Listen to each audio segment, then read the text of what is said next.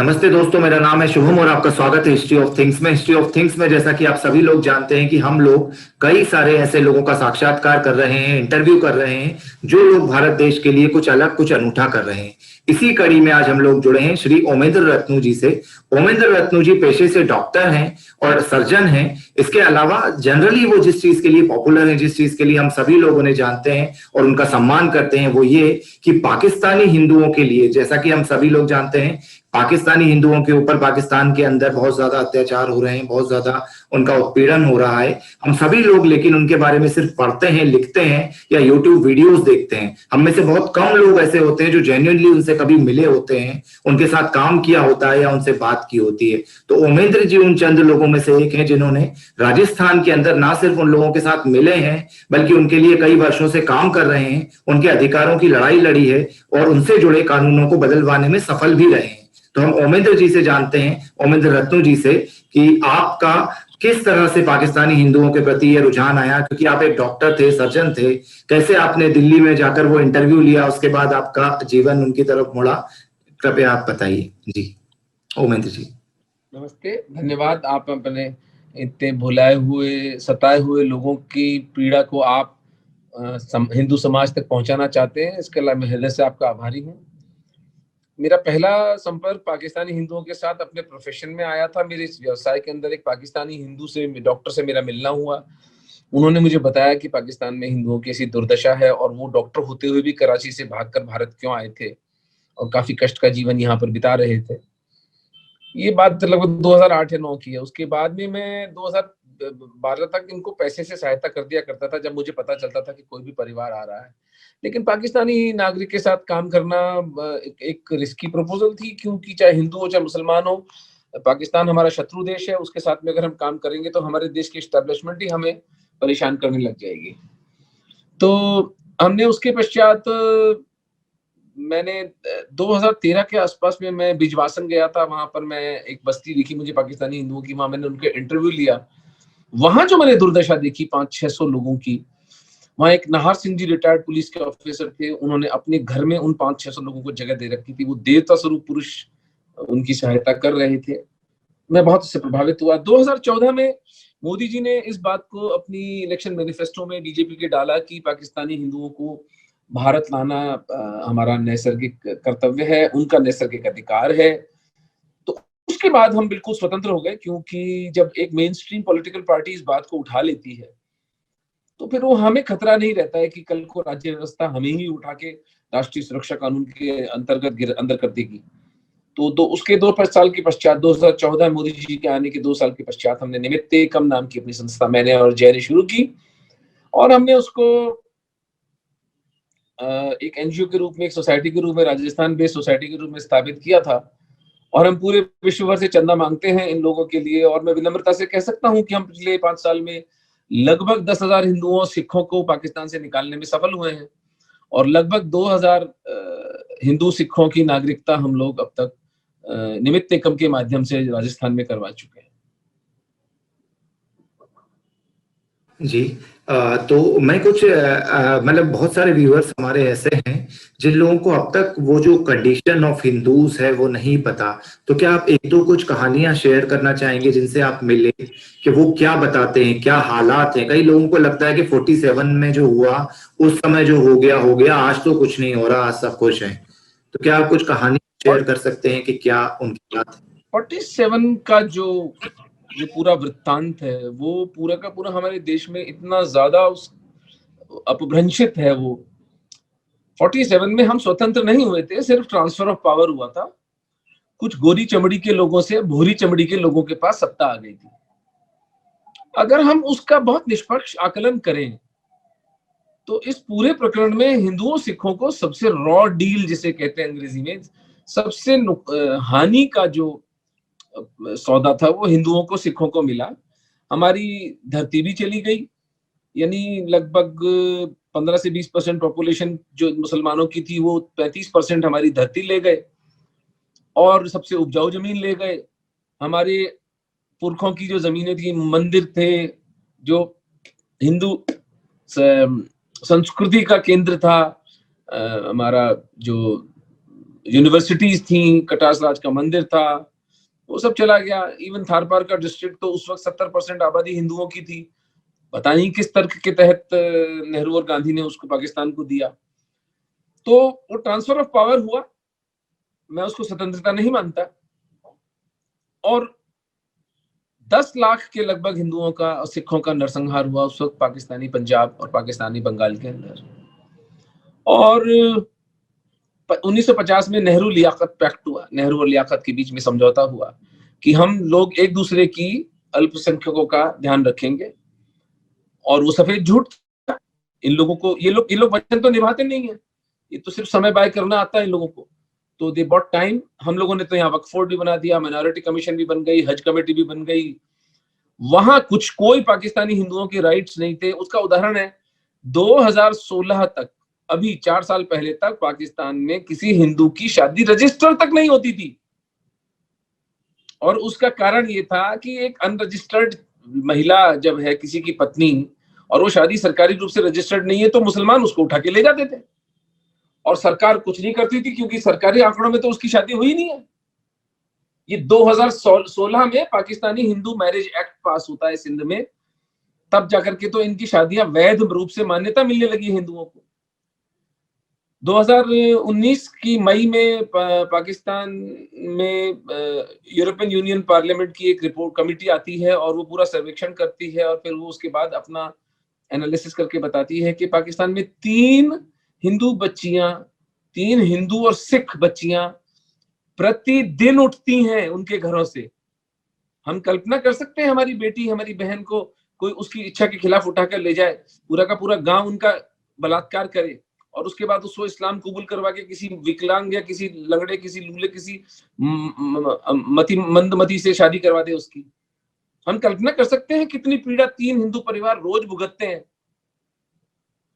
जनसंख्या का आंकड़ा है वो वेरी करता है, कोई कहते हैं 23% थे, कोई कहते हैं 15% थे, कोई कहते हैं 8% थे। लेकिन ये बात बिल्कुल सिद्ध है कि वहां पर हिंदुओं की जनसंख्या कम हुई है और हिंदू की जनसंख्या अलार्मिंग रूप से कम हुई है। एक आकलन तो ये है कि लगभग 1 करोड़ हिंदू वहां पर मार डाले गए, उनका धर्म परिवर्तन कर दिया गया या वो लोग पाकिस्तान छोड़कर चले गए। और ये सतत चलती हुई प्रक्रिया है। आज भारत के अंदर लगभग 2 लाख पाकिस्तान से विस्थापित शरणार्थी रहते हैं। उन सबकी नागरिकता के लिए सीए का कानून लाया गया। तो पाकिस्तान के अंदर दुर्दशा है। वहां पर जो संविधान है वो साफ साफ कहता है कि इस देश का जो राष्ट्रपति प्रधानमंत्री है वो सिर्फ मुसलमान हो सकता है। एक सभ्य समाज में हम कल्पना कर सकते हैं कि किसी धर्म के आधार पर इस तरह की मूर्खता की जाए। मैं कट्टर हिंदू हूँ, हिंदू समाज का मैं पक्षधर हूँ, लेकिन मैं कभी भी अपने संविधान के अंदर ये नहीं चाहूंगा कि इस पद पर केवल एक हिंदू बैठ सकता है। मेरिट का भी कुछ मतलब होता है, लेकिन मेरिट से कोई मतलब नहीं है। वो पूरा देश, वो पूरा समाज हिंदुओं की, सिखों की घृणा पर आधारित है और उसी पर उसका पोषण होता है। उसी तरह उनकी शिक्षा व्यवस्था है, उसी तरह की उनका करिकुलम है, उसी तरह उनके टीचर्स हैं, उसी तरह के उनके मदरसे हैं। वही समाज है मूर्ख अंधे लोगों का। और हमारे 1 करोड़ हिंदू आज भी वहां फंसे हुए हैं। और मेरे जीवन का प्रण है कि मेरे यथाशक्ति जितना मेरे में सामर्थ्य है, जब तक मैं जीवित हूँ तब तक मेरी पूरी ऊर्जा एक एक हिंदू और सिख को उस नरक से निकालने का प्रयत्न करने में ही मेरा बचा कुचा जीवन जाएगा। एक इंटरव्यू के अंदर आपने बताया था कि पाकिस्तान के अंदर 10% जो हिंदू हैं वो जिनको आज जनरल कैटेगरी हमारे भारत में कहते हैं वो हैं।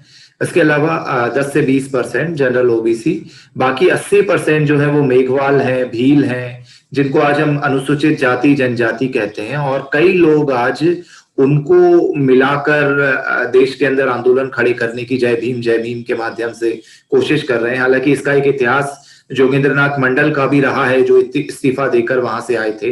इसके बाद भी कई सारे लोग उनकी बातों में आकर उनके साथ जुड़ रहे हैं। तो मैं जानना चाहता हूं, वहां पर जो अनुसूचित जाति जनजाति वर्ग के लोग हमारे यहाँ हैं, उस जाति के लोगों के साथ वहां पर क्या हो रहा है? क्या मुस्लिम लोग उनके साथ मिलकर काम कर रहे हैं या उन पर भी वैसे ही अत्याचार हो रहे हैं, भीलों पर, मेघवालों पर? अरे भैया, जो भी धनी वर्ग है, वहां का धनी हिंदू है, वो अपनी बच्ची की सुरक्षा, अपनी सुरक्षा पैसे देके खरीद लेता है।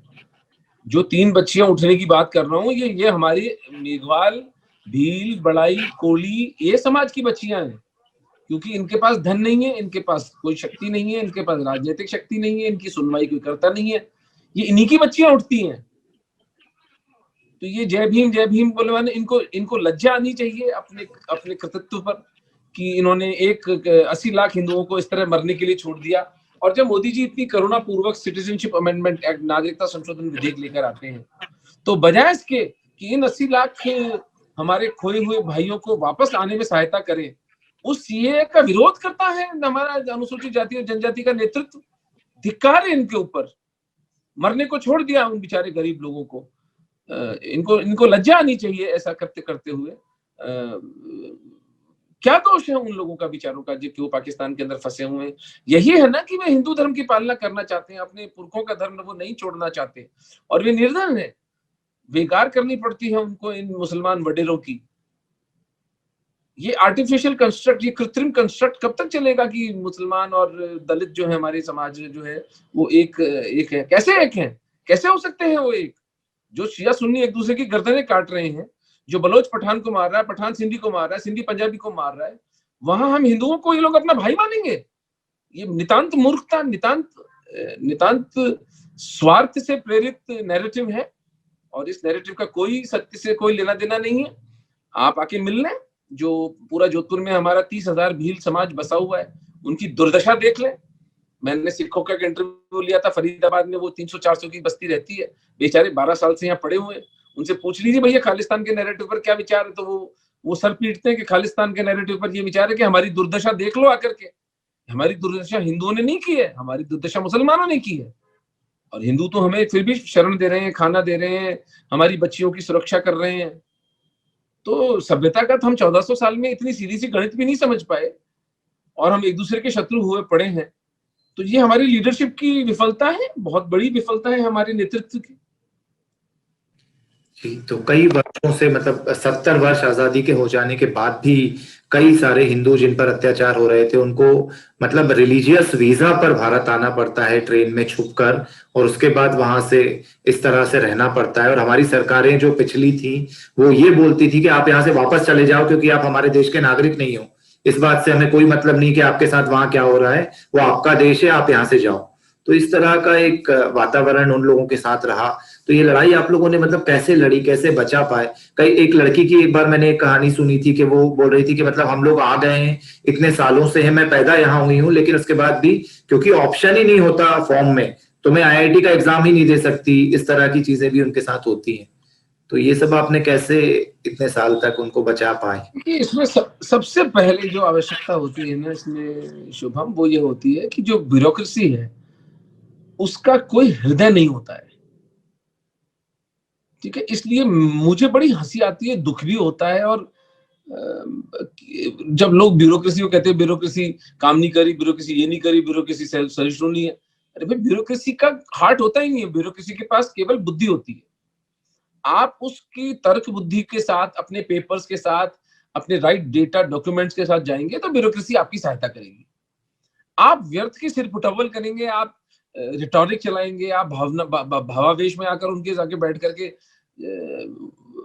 रोना धोना मचाएंगे, तो कोई ब्यूरोक्रेट फिसलने वाला नहीं है। उसको आप फुसला नहीं सकते कि वो आप उससे वो करवा ले। हमारा आरंभ से एक चीज पर आग्रह रहा कि हम डॉक्यूमेंटेशन पूरा करेंगे। तो हमने टीम, मेरी जो संस्था की जितनी लोगों की हम लोग सैलरीज देते हैं, 3 लोग जयपुर में, 3 लोग जोधपुर में, एक अहमदाबाद जिसको हम कर्णावती कहते हैं, दिल्ली में और रायपुर तक में, वहां पर हमने लोगों को सैलरीज पर बिठा रखा है कि जैसे जैसे पाकिस्तानी हिंदू तुम्हारे संपर्क में आते जाएं, उनके पेपर्स को नत्थी करके उसकी एक ढंग से एक इंटरनेट पर फाइल अपलोड करके रेलेवेंट डॉक्यूमेंट्स इकट्ठे करना शुरू करो। फिर जब हम कलेक्टर जयपुर के पास में गए कि आपको जब भारत सरकार ने ये आदेश दिया हुआ है कि आप नागरिकता दे सकते हैं, मोदी जी के आने के बाद 2016 में राजनाथ सिंह जी जब गृह मंत्री थे तो उन्होंने नोटिफिकेशन निकाला कि जयपुर, जोधपुर और जैसलमेर के कलेक्टर्स अगर पेपर्स उनको संतुष्ट करते हैं तो वे नागरिकता प्रदान कर सकते हैं। तो हमने बहुत विनम्रता पूर्वक जयपुर के कलेक्टर से आग्रह किया कि सर ये शुभ काम आपके हाथों से होना चाहिए। उनको बात समझ में आ गई, उन्होंने कर दिया। कई बार मैं देखता हूं हमारे पाकिस्तानी हिंदुओं के विषय पर एक्टिविज्म करने वाले लोग कई बार जाकर के कहते पुलिस प्रशासन हमारे विरुद्ध में। अरे पुलिस प्रशासन को क्या पड़ी है भैया आपसे विरोध में होने की? मैं इतने वर्षों में, 10 वर्षों में, मेरे को तो किसी पुलिस वाले ने कभी ऊंची आवाज में बात नहीं करते, बेचारे इतने प्रेम से बात करते हैं। डॉक्टर साहब, आप अपना समय निकाल कर इन लोगों की मदद कर रहे हैं, आप बताइए हम कैसे मदद करें? हमारे बस हम कानूनन रूप से मदद कर सकते हैं, हम और कोई मदद नहीं कर सकते। तो आप ये तो नहीं अपेक्षा कर सकते ना ब्यूरोक्रेसी से कि आप गैर कानूनी काम करवा लेंगे उनसे। तो हम लोगों का मेन थ्रस्ट ये रहा। दूसरा, मैं चूंकि चिकित्सक हूं तो मैं शुरू से एक बात, मेरे पास एक टीम रही डॉक्टर्स की, ऑन्कोलॉजिस्ट, कार्डियोलॉजिस्ट, गायनेकोलॉजिस्ट, ऑप्थेल्मोलॉजिस्ट, मैं खुद एक ENT सर्जन हूँ। हम लोगों ने फ्री मेडिकल ट्रीटमेंट हर पाकिस्तानी हिंदू को दिया। और इस विषय पर मैंने प्रचार सब जब लोगों से सब लोगों ने मुझे अपना धर्मांश दिया, अपने डोनेशंस दिए, पूरे ग्लोबल हिंदूज ने मेरे को सहायता करी इसके ऊपर, और मुझे प्लेटफॉर्म्स दिए बोलने के लिए, जैसे आप दे रहे हैं।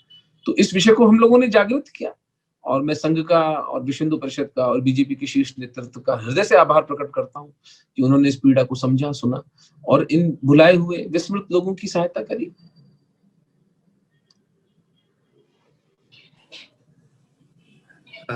तो इसके साथ ही मैं थोड़ा सा ये जानना चाहता हूँ कि ये जो संस्था आपने बनाई निमित्त एकम, इसका आपका आगे का किस तरह का काम है? जैसे कि अब नागरिकता मिल गई है, क्या अब भी कुछ समस्याएं बाकी हैं? नहीं, नागरिकता तो 31 दिसंबर 2014 से पहले आने वालों को मिली है ना भैया। अभी जो नए आने वाले हिंदू हैं, 1 करोड़ हिंदू बैठा है पाकिस्तान में।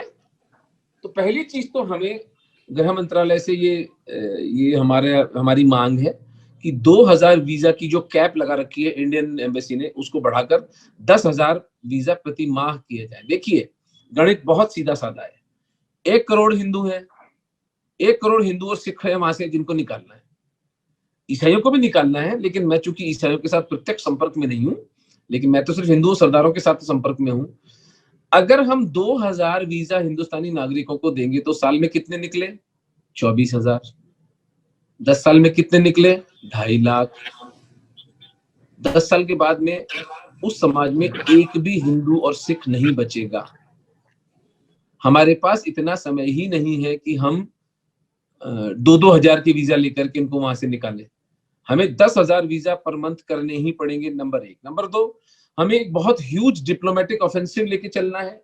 शायद सरकार करे ना करे, लेकिन एक हिंदू समाज के रूप में कनाडा, ऑस्ट्रेलिया, अमेरिका, इन देशों के अंदर हमें ये सुनिश्चित करना है कि इनमें से कुछ लाख हिंदुओं को वहां पर शरणार्थी का दर्जा मिले। लेकिन वो तभी हो पाएगा जब इन लोगों को वो इनका कष्ट हम बताएंगे। इसीलिए CAA का विरोध अमेरिका के जो वामपंथी हैं और इंग्लैंड और अमेरिका, ऑस्ट्रेलिया के वामपंथी वो कर रहे हैं। CAA का विरोध में मुसलमानों ने रैलियां निकाली, क्योंकि वो जानते हैं कि अगर CAA के कारण वैश्विक समाज की सहानुभूति पाकिस्तानी हिंदुओं के साथ हो गई तो वे तो खुद स्वयं बदनाम होंगे ही, लेकिन कुछ लाख हिंदुओं को अगर शरणार्थी नागरिकता मिल गई तो जो 1 करोड़ हिंदुओं को खाने का प्लान बना के बैठे हुए हैं, वो प्लान इनका धरा रह जाएगा। तो 2 मुख्य काम हमें करने हैं, नंबर ऑफ वीजाज बढ़ाने हैं, और इन 3 देशों के अंदर, मुख्यतः US, अमेरिका और कनाडा के अंदर, और UK, अमेरिका और कनाडा और यूरोप के अंदर इनको शरणार्थियों को, जितना हम पाकिस्तानी के हिंदुओं को निकाल के बसा सकें। अगर अफगान शरणार्थियों को शरण मिल सकती है, अगर पाकिस्तानी मुसलमानों को शरण मिल सकती है, अगर सीरियन मुसलमानों को शरण मिल सकती है, तो पाकिस्तानी हिंदुओं ने किसी का क्या बिगाड़ा है? ये भी उतने ही व्यथित और उतने ही दुखी है। लेकिन हमारी लीडरशिप को ये विषय बहुत जोर से, बहुत प्रगाढ़ता से और सही डॉक्यूमेंटेशन करके, सही रिसर्च करके इस विषय को अंतरराष्ट्रीय प्लेटफॉर्म्स पर उठाना होगा। वो नहीं उठाएंगे तो हम तो अपना प्रयास कर ही रहे हैं। जी, ये बात आपने बिल्कुल सही कही कि जब कनाडा सिखों के राइट्स को लेकर खालिस्तान को फंड कर सकता है और यहाँ पर आम आदमी को फंड, और अभी किसान आंदोलन में हमने देखा, तो फिर जब उन्हीं सिखों के ऊपर जेन्युइनली पाकिस्तान में इतना अत्याचार हो रहा है, उनका करतार के ऊपर वो सब हो रहा है, उसके बारे में कनाडा क्यों नहीं बोलता और उनको नागरिकता क्यों नहीं देता, जबकि उनकी लैंड इंडिया से 5 टाइम्स ज्यादा है। तो कनाडा को उनके बारे में भी आवाज उठानी चाहिए। अफगानिस्तान, बात कह रहा था कि अभी जब अफगानिस्तान में सिखों का नरसंहार हुआ अभी 3 महीने पहले, सिखों को मार डाला गया, 800 सिख बचे हैं वहां पर। तो उन सबको भारत ने अपने यहाँ पे शरण दी, उनको बुलाया। शरण देना गलत शब्द है, उनको सम्मान यहाँ पर बुलाया गया। अमेरिका में एक रिपब्लिकन सेनेटर थे, शायद डेमोक्रेटिक थे, ध्यान नहीं मुझे, उन्होंने कहा कि हम अमेरिका में इनको रिफ्यूजीज की तरह लेंगे। तो मैंने कहा भाई अफगानिस्तान के 800 रेफ्यूजीज को आप ले लोगे, ये जो 1 करोड़ पाकिस्तान में हिंदू सिख बैठे हैं, इन्होंने आपका क्या बिगाड़ा है? कुछ लाख इनमें से भी ले लो, या आप ये प्रतीक्षा कर रहे हो कि ये भी 800 बच्चे तब हम नागरिकता दें इनको? तो ये पूरा एक ग्लोबल प्रोपेगेंडा के तहत ये लोग काम करते हैं, और क्योंकि पर हम काउंटर नहीं करते ना, प्रॉब्लम तो हमारी Exactly. है कि हम और हमारे खुद के हिंदू दुश्मन है। यहाँ की राजस्थान की कांग्रेस सरकार ने सीए के खिलाफ प्रस्ताव पारित किया, इनको डूब के मर जाना चाहिए लज्जा से। पंजाब का जो अमरिंदर सिंह है, मैं उनको अच्छा आदमी मना करता था, मैं सोचा भी करता था कि अगर कांग्रेस इनको प्राइम मिनिस्टर बना देगी तो शायद मैं कांग्रेस को वोट भी दे दूंगा, लेकिन उस आदमी ने तो वहां पर और भी निर्लज्जता करी कि पाकिस्तान सबसे पहले सीएए के खिलाफ के विरोध में पंजाब असेंबली में प्रस्ताव पारित हुआ। इनको डूब के मर नहीं जाना चाहिए शर्म से? जब ननकाना साहब की जो मुख्य ग्रंथी है मोहन सिंह, उसकी बेटी है क्या नाम था उसका, बलबीर कौर या सब कुछ नाम था उसका, जसविंदर कौर ऐसा कुछ, उसको आयशा बना डाला। जब 2000 लोगों मुसलमानों की भीड़ ननकाना साहिब पर हमला करती है और कहते हैं इसको गुलाम मुस्तफा नगर बनाएंगे हम, और ये यहाँ पर बैठकर जो एक सहिष्णुतापूर्ण एक कानून लाए मोदी जी और अमित शाह जी, इनको श्राप नहीं लगेगा उन बच्चियों का कि उस इतने करुणापूर्ण कानून का जो उनके लिए एक अंतिम आशा की किरण थी, उसके खिलाफ ये लोग पूरी दुनिया में जो कर रहे हैं, मुसलमान जो कर रहा है वो तो कर रहा है, लेकिन ये मेरे अपने लोग क्या कर रहे हैं? Opposition just for the sake of opposition, ये लोग मतलब सिर्फ सत्ता में बैठी पार्टी। नो, ऐसा नहीं है भाई, देयर आर कॉन्सिक्वेंसेस। उस ऑपोजिशन के कॉन्सिक्वेंसेस है ना। आप अगर सेक ऑफ अपोजिशन करते हैं तो करिए, कोई इकोनॉमिक रिफॉर्म है, ये है वो है, यहां तो प्रत्यक्ष लोग मर रहे हैं। यूरोपियन यूनियन पार्लियामेंट की रिपोर्ट है, स्वयं पाकिस्तानी ह्यूमन राइट कमीशन कह रहा है कि भाई हाँ, पाकिस्तान में हिंदुओं की दुर्दशा है, और आप दरवाजा बंद कर रहे हैं उनके ऊपर। आप होते कौन है दरवाजा बंद करने वाले उनके ऊपर? उनके बाप का घर है ये, वो आएंगे यहाँ पर, उनके पुरखों का घर है ये। सोडा राजपूत, मेघवाल, भील, बड़ाई, कोली, जन्मों जन्मों से ये धरती उनकी है। हम होते कौन है उन्हें नागरिकता देने न देने वाले? ये तो बिना बात के चौधरी बने हुए हैं। इनको लज्जा आनी चाहिए इस व्यवहार पर अपने। इन्हीं लोगों के नाम पर ये लोग पॉलिटिक्स कर रहे हैं इतने सालों से, और उन्हीं लोगों के अधिकारों के नाम पर आज मना कर रहे हैं। भाड़ में चाहे पॉलिटिक्स ऐसी जो एक बच्ची का शील नहीं बचा सकती, जो एक सताए हुए हिंदू का जीवन नहीं बचा सकती, आग लगा दो ऐसी पॉलिटिक्स को। क्या करें ऐसी पॉलिटिक्स का? भाड़ में जाए ऐसी पॉलिटिक्स। जी, तो जैसा कि आपने बताया कि पाकिस्तान के अंदर, बांग्लादेश के अंदर इतना सब कुछ हो रहा है, अफगानिस्तान के अंदर इतना सब कुछ हो रहा है, तो उस पर से वो लोग तो आंखें मूंदे ही हुए हैं जो उन देशों में ये सब कर रहे हैं। वर्ल्ड भी आंखें मूंदे हुए। हमारे देश के कुछ लोग भी ना सिर्फ सीएए कानून का विरोध कर रहे हैं, बल्कि इन सब लोगों के खिलाफ भी आंखें बंद कर बैठे हुए हैं। आंखें बंद कर ना सिर्फ बैठे हुए हैं, बल्कि कुछ लोग तो उन लोगों का समर्थन तक कर रहे हैं जो लोग इन लोगों के ऊपर अत्याचार कर रहे हैं, just because of their vote bank politics. तो इस तरह की डर्टी पॉलिटिक्स इस देश के अंदर बंद होनी चाहिए। तो मैं ओमेंद्र जी का बहुत बहुत धन्यवाद करता हूं कि उन्होंने अपना कीमती समय हम लोगों को आज यहाँ दिया और इतनी जरूरी चीजें, बातें हम लोगों को बताई। तो सभी व्यूअर्स से मैं अपेक्षा करूंगा कि एक धर्मांश नाम की चीज इन्होंने शुरू की है, जिस तरह से कई धर्मों में होता है, जैसे इस्लाम में जकात होता है, उस तरह से एक धर्मांश नाम का एक शब्द मैंने मतलब पहली बार ओमेंद्र जी के ही मुंह से सुना था। तो आप लोगों को कहना चाहूंगा, वो कहते हैं कि एक हिंदू 1 करोड़ दे, इसकी जगह 1 करोड़ हिंदू 100 रुपए भी दे, तो वो ज्यादा। बिल्कुल आपने बात पकड़ ली, बहुत सुंदर, बहुत सुंदर। यदि 100 रुपए प्रति माह देने से बात बन जाएगी जी। तो बहुत बड़ा कुछ अमाउंट देने की जरूरत नहीं, बहुत सारे लोग मिलकर यदि अपने धर्म को सपोर्ट करने के लिए ऐसी संस्थाओं का सपोर्ट करेंगे, तो जो लोग जेन्युइनली इस तरह के इस कॉज के लिए काम कर रहे हैं वो कुछ कर पाएंगे समाज के लिए, देश के लिए। तो आप लोग निमित्त एकम के बारे में सर्च जरूर करें गूगल पर, उनकी वेबसाइट है, उनका काफी सारा वहां पर डिटेल है। उसमें आप लोगों के दिल से यदि ये भावना निकलती है पाकिस्तानी हिंदुओं के लिए, तो वहां जेन्युइनली जाकर सपोर्ट करें। ओमेंद्र जी के और भी काफी सारे वीडियोज आपको यूट्यूब पर मिलेंगे, उनके आर्टिकल्स टाइप की बहुत सारी चीजें मिलेंगी। वो एक कवि भी हैं जिसको हम लोगों ने इस इंटरव्यू के अंदर नहीं खोला इस पहलू को, क्योंकि ये इंटरव्यू एक दूसरे विषय पर था, तो अगली बार कभी हम इस विषय में भी बात करेंगे। तो अंत अवश्य आपसे एक लास्ट वर्ड्स के रूप में सुनना चाहूंगा। एक आपने कविता भी शायद लिखी थी एक हिंदू बेटी के ऊपर, यदि वो सुना सके तो, जो एक आपने हाँ, उसको इंटरव्यू में सुनाई। वो एक कविता थी, उसको फिर मैंने लयबद्ध भी किया। उसको मैं खुद एक कंपोजर भी हूँ, तो जी मैंने जी गाया भी उसको, और फिर उसके ऊपर वीडियो भी बनाया। मैं चाहता था कि वो वीडियो अगर आप शेयर करें, मैं लिंक दे दूंगा आपको, उसको जी अपने जी, चैनल पर आप जरूर चलाएं। मैं डिस्क्रिप्शन में वो वीडियो शेयर कर दूंगा, इस वीडियो का लिंक, सभी लोग आप लोग उस पर जाकर उसे जरूर देखें। तो अंतिम वर्ड्स आपके हमारे व्यूअर्स के लिए आज के इंटरव्यू के। प्राणों का बंधन तू हृदय का स्पंदन, सांसों की वीणा परम का अभिनंदन, निर्दोष तेरा अस्तित्व रहे, स्थाई तेरा सतीत्व रहे, क्या करूं कैसे करूं, तुझे लेके कहीं खो जाऊं, तेरा आंचल जहां आबाद रहे, वो धरती कहां से लाऊं, तेरा आंचल जहां आबाद रहे, वो धरती कहां से लाऊं। एक पाकिस्तानी हिंदू बाप के मन की पीड़ा मैंने इन शब्दों में व्यक्त करने का प्रयास किया है। पीड़ा तो क्या व्यक्त कर पाऊंगा, जिस पर बीतती है उसे ही पता चलता है, लेकिन कवि तो एक प्रयास ही कर सकता है अपनी कला के माध्यम से उस बात को उठाने का। आप सब हिंदू सहोदरों से, सिख साहिबान से सबसे निवेदन है, 100 रुपए महीने का धर्मांश दें। अपने मित्रों, अपने परिवारजनों, अपने कोलीग्स, जिससे संपर्क में आते हैं, सबको कन्विंस करें कि 100 रुपए महीने देना है, एक कॉफी का खर्चा है, उतना देना है बस। और दूसरा ये कि इस विषय को प्रगाढ़ता से अपने समाज में उठाएं। पाकिस्तान के हिंदुओं ने कोई गाय नहीं मारी किसी की, पाकिस्तान के हिंदुओं ने किसी का कुछ बिगाड़ा नहीं है कि उन 1 करोड़ निरपराध हिंदुओं सरदारों को हमने वहां मरने के लिए छोड़ दिया।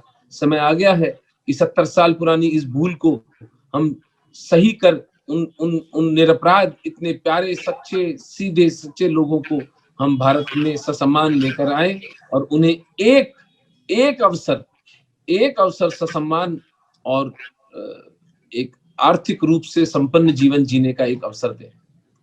आपने इतने प्रेम से मेरी बात सुनी, उसके लिए बहुत आभार, धन्यवाद। बहुत बहुत धन्यवाद उमेंद्र जी।